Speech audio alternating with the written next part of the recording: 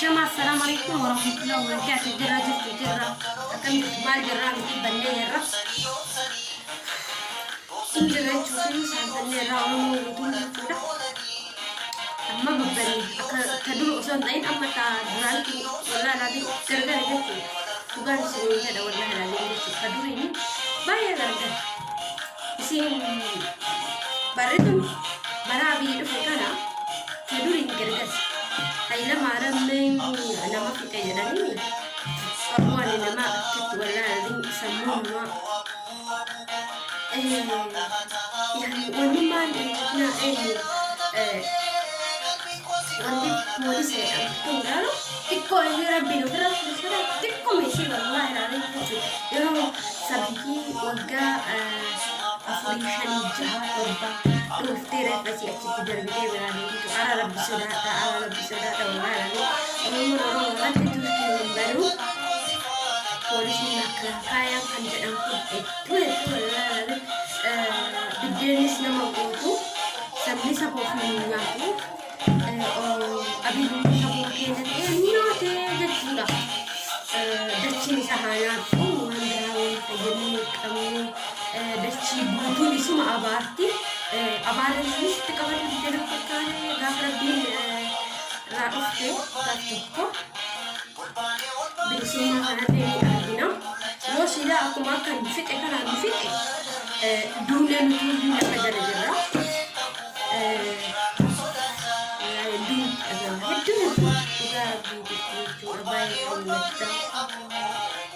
kan berdoa kemas Rabbi Yesu Rabbi abad abad karri mufak kebasu abdi budak Rabbi rakamna insyaallah biiznillah ini supaya syaking kamu bau isa mufayan deh wanti maru Rabbi lawan deh nang kata kento iba memang hidu ini mabaga bae mo Allah dacci sana dacci sana dulu kita ada tidak waktu dia marah orang muda ada waktu dia mati tapi deh orang ini saya lebih dia sudah tibon goma itu kaasih cakap dua ini kuno menaman kuno ini sih wallahi jadi mana aku buat itu bakal ada orang jasa masalah tanya biar dia mantap itu, enak. Itu nanti ada dibuat hati lebih tanya. Abi normal, abi itu kerja sangat argina. Wallahi nanti syirkat tisi ada bayar ini. Karena syirkat, dia di makasih dokter suka itu. Mau masih ada lebih berani itu. Dalam TV sudah ada. Ini ramantan ni kabinetnya kayak, wah abi bisa di geruan argi. Wallahi nanti mau mana berada. Aku ni, bila kerana kita ini, anggaran nampak, ya gerelus tua, ya gerelus, mana ni bayi orang moga, awak acun namanya, nanti boleh anucun, nyala itu awam tu, oh my god, drama ni sabu boleh komen, drama apa tu kira ni, bayar. Aku mungkin nak anggo isi kapsinya, aku mungkin nak berbahasa, aku mungkin nak nyara deh. Jawarimu ni baga apa tu ni je lah. Insyaallah taala abdi Rabbil Rahim kunnu kapsun kena itu fufu kababiyo tetap kan hiri rahim bades hundu ak hiri ranusban abdi budak amna. Jawal bermu untuk mah kamu karkaru kamna doa ikut dufi kamna wan berak sultai wan berating karkaru banus doa yo goref niga abade yang kena muka edo toko ti mi amajaran terus gara-gara segone fi di bama kena gara wasfitara fidani jechuu qabna qabsaan du'a qabsoo itti fufaa jedhan Oromoo kanaafiyyuu qabsoon keenya akka guddoo goonuu qabdi. Alaga Jawar. Jawar. Injaalna. Inkabanya.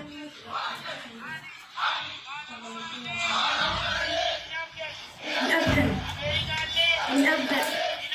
Eenyu abdadha jedhe qeerroo fi qarree abdadhaa jedhe.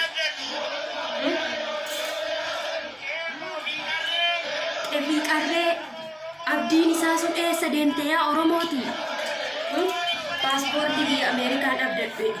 Paaspoortii Itoophiyaan abdadhu jedhe. Mootummaa Itoophiyaan abdadhu. Eenyu abdadha? Oromoo abdadha qeerroo fi qarree jedhe. Nuti qarree fi qarreen eessa jirra reerra? Yeroo inni itti alamamu mana hidhaa bakka jiru ka'uu qabna socho'uu qabna. Bakka jiru morma isiirraa darbaa jechuudha. Kish godhaatiin akkuma isaan nu qaqqalan kana qaqqaluu qabna. Akkamitti zinjenneetiin rafuu hin qabnu. Qarree fi qeerroo rafuu hin qabdan. Biyya keessa hin jiraatin morma isiirraa taaftaa goonee biraatee hin qabna. Dhugaa hedduu natti dhaga'ama. Har'a Jawaar jechuudha. Jawwee jechuun nuti jechuudha. Jawaar jechuun nuyi bara. Jawaar dhabne jechuun Oromoo guutuu dhabne jechuudha. Oromoo miliyoona keessa jira bara Jawaar. Eessa jirta yaa Oromoo kiyya ol bahime? Eenyu abdadhee galee jedheen qarree fi qeerroo malee Ameerikaa abdadhan jennee bara. Eenyuuf dhiirri kun gajjiga Jawaariif? Isin sodaattee mana teetti ol bahii gadi.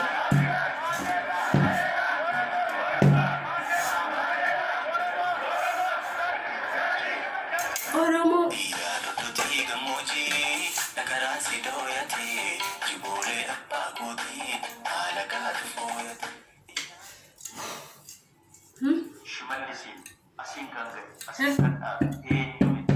obbo Lammaa Kiyyee hidhatti fuudhee darbe. Jawaar kana bar onneerraa jaalannaa onneerraa. Ana garuu Jawaar onnee keessana haasa'e onni dhiira osoo ta'e maal qaba? Dhalaa ta'uu kiyyatti beektaa kana gadi deebisee biyya Arabaa jiraatu kiyya malee xiyyitiin osoo wallaahi osoo jechuudha. Dhibeen Jawaar sun gara kiyya tare maal qaba? Edana yoo daffaatame edana yoo du'ee fuudhee jechuudha. Ani seenaa takka hin dabarsine. Inni garuu abbaa seenaa.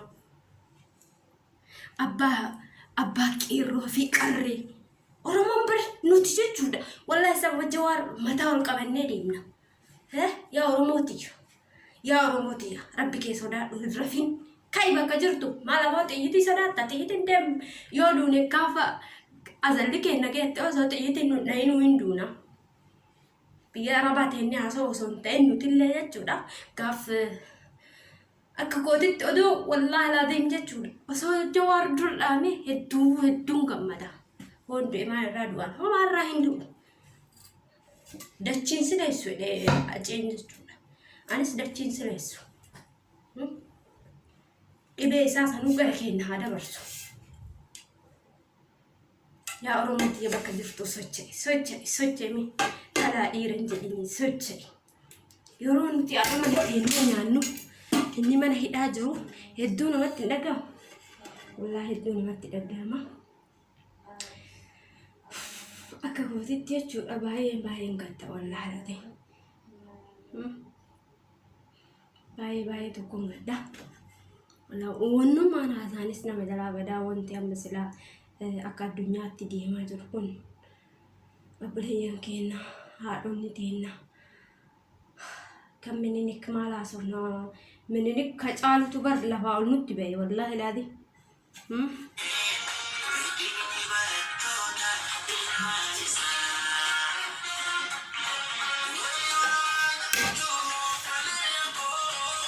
Obboleeyyan koo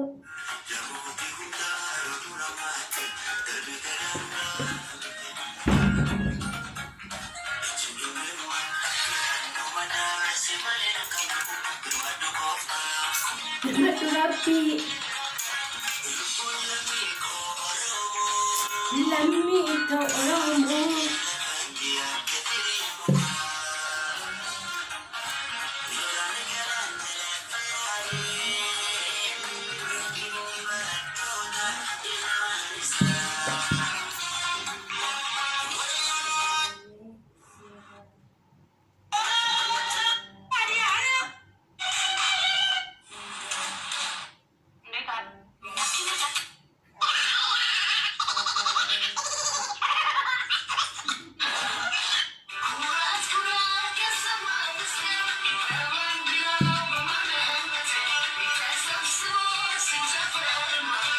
Suma Oromiyaa. Maalleessi.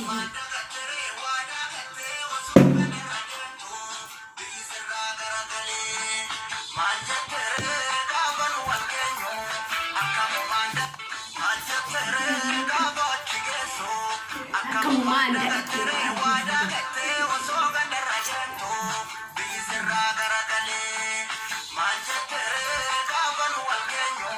maal jettere yaa biyyooti.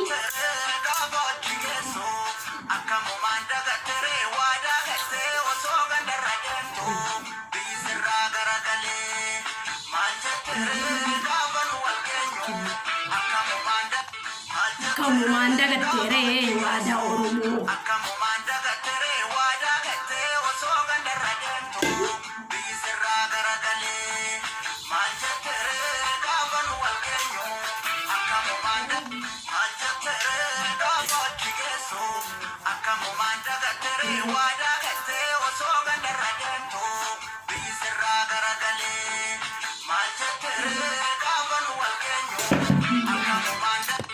Waadaa Oromoo.